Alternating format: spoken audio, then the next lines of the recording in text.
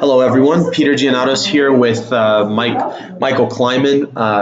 Kleinman, right? Yeah. Michael Kleinman, who just scored a big victory in round one of the 2017 Norm Invitational, and over Roberto Martin del Campo. So, well, I'll let you take it from here, Okay. and you can just sort of explain some of the key moments of the game.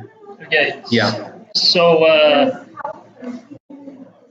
in the opening, he opted for a sideline with c3. I can play knight f6 here or d5. I chose to play d5. Here I have the option of transposing to an advanced French or playing d4 and sort of keeping an imbalanced structure. So I opted for that. And here he sort of wants his bishop on e4. He wants to be castled, and usually the knight can come to, I guess, a3. And sometimes the d4 pawn can be weak, so he played bishop d3.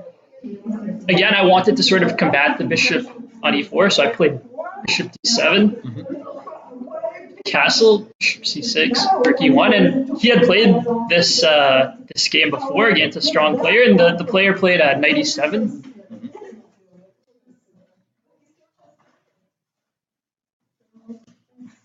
But there were some other games, and in the other games, people had played g5, and I thought this led to a very imbalanced position. Right. So we were just looking over the game, and we think it might make sense to play a king move, probably king h1. Give the knight a square. Exactly, just give the knight a square. Right. And the g5 move makes a lot more sense now that the rook's on e1. Right.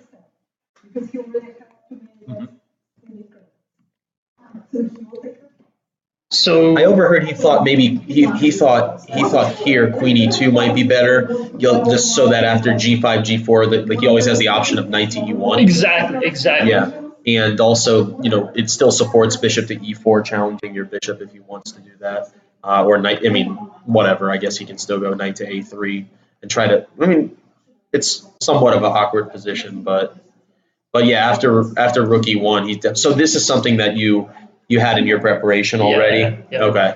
So g5, already questioning the knight a bit. Exactly. Yeah. So here there were some games that went, I think, b4.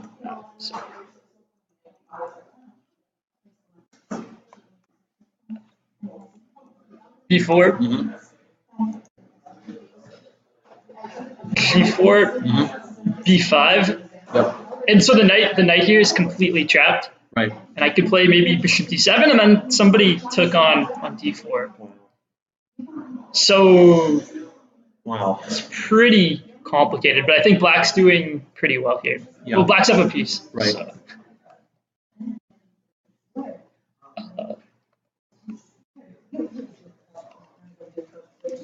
So here he opted for h3. Again, I think king h1 might make more sense, really just to give the knight another square.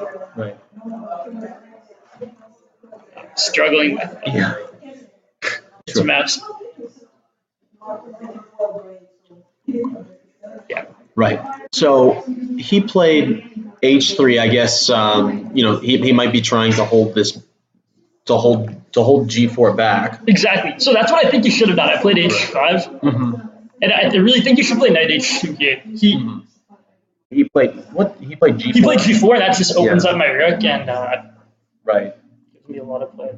Right. So if you were to have gone knight h2, I think I can still continue with g4, and it leads to takes h takes. If he takes with his knight, I think he's getting mated with queen h4. Right. Seems straightforward. And if he takes with the queen, okay, I'm down a pawn temporarily, but my rook's pretty active. Right. And I think I can take on c3 probably. He takes c3. Yeah. And yeah. Right. Should be a good position. Yeah. So he went g4. He went g4, and this is a move I'm pretty happy to see. So this was outside my preparation, but I'm opening up my rook, and yeah, should be good. So here I took he took back with the pawn. Here it's probably close to his last chance. Maybe he can play bishop e4 and head for a position down a full pawn. For example, here I can play bishop takes e4, rook takes e4, queen d3.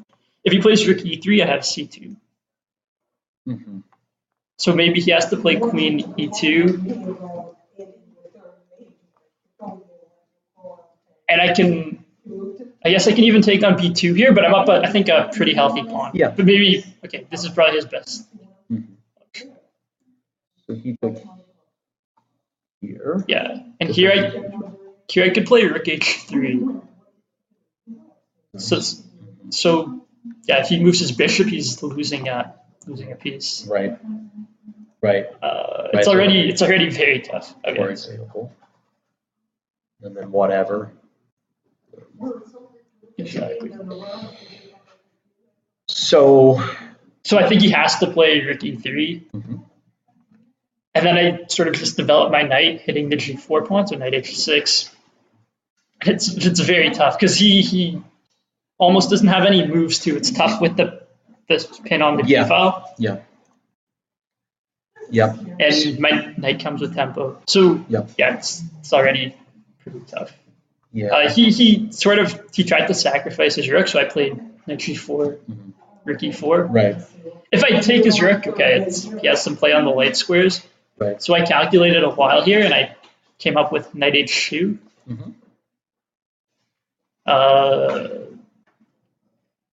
So yeah.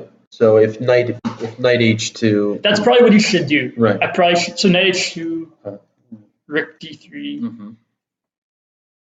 If he goes knight d2 here, I think I can even perhaps play rook takes d2, bishop takes, and bishop takes e4. I wasn't completely sure. So queen takes, queen d2, queen d7. Right. And queen d5. Yeah. But okay, queen c8, king. Maybe it's not so clear, but it should be good. Yeah. Queen c8, king d7. Yeah. Knight d7 is coming. Slightly odd, but yeah. I mean it's okay. Yeah, I mean there's no attack for him. Yeah. Being down a piece. So he played instead after knight h2. He developed his knight. He played knight bd2, and I was able to play knight takes f3, knight takes. Then I could play g4, so it's opening up my queen. He still can't take it with his rook. Right. It's tough. Right. So played knight e1 and then queen h4. Queen h4, and then he resigned. Yeah, no way to right. No. Well, that's a good first game for you, especially with black. Yeah. With black pieces against one of the IMs in the group. So I guess that's about all you could have asked for. I mean, in the first round. So well, yeah, I appreciate you doing this little interview with me, and good luck with the rest of the event.